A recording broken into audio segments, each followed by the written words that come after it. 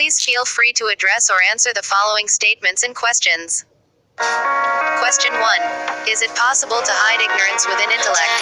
Yes or no, and why? Statement 1. If you say that you do not believe, you are a liar, because you must believe in something. By definition, you have faith in your supposed logic, right? Belief and faith go hand in hand. Individuals or groups of people that have been indoctrinated can be perceived to be as intellectuals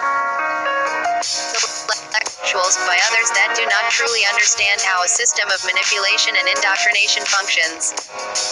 Colonialism, by definition, is a perfect example of a systemic oppression over a people having no regard for their intellect or humanity by claiming the other culture to be inferior or a threat physically or psychologically.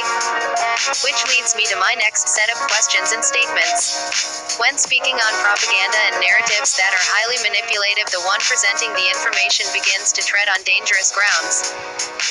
How does one go about making a distinction between those who seek to expose the truth from those who are attempting to steer the conversation for their own political manipulation by hiding behind various forms of linguistic deception, such as self-projecting their preconceived notions onto their opponent, getting on the side of their opponent, and misrepresenting the gist of their conversation based off of lack of understanding or willful ignorance?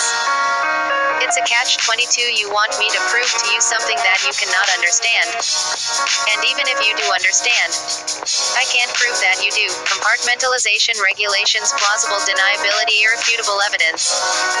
Objective reasoning. The system is based on principles such as these, which makes it nearly impossible to focus on the system itself. Question 2. How does one determine if another is thinking critically? Statement 2. Knowledge isn't necessarily always based in fact. By definition, knowledge is information, and info it itself inhabit the space of pure opinions just as much, if not more, than the observable universe. Without thoughts you would not be. Does thought precede action, or action precede me? Does this only apply to living organisms, or is it found in all the solar systems? As a man thinketh, so he shall be. This is the way of reality. Out of sight, out of mind, but put it in your mind and it will be seen. Fools believe the first thing they hear, most don't know because they don't care, and the rest find because they search. Remember the truth, everything and nothing, all in one. This is what we are. This is why self-projection is natural when it comes to observation. Most don't understand this because of lack of experience, but of comprehension. What's more important, the things one said or the things one meant? Rhetorical question 1. Which do you think provides more understanding? To indirectly learn about everything, or to directly learn from everything? Closing parenthesis. Question 3. Do you agree that, based off all recorded human history, education, religion, and politics have been and continue to be very effective tools of indoctrination, compartmentalization, and manipulation due to the fact that the current social, political, and religious system is a direct result of colonialism? Yes, no, and why? Statement 3.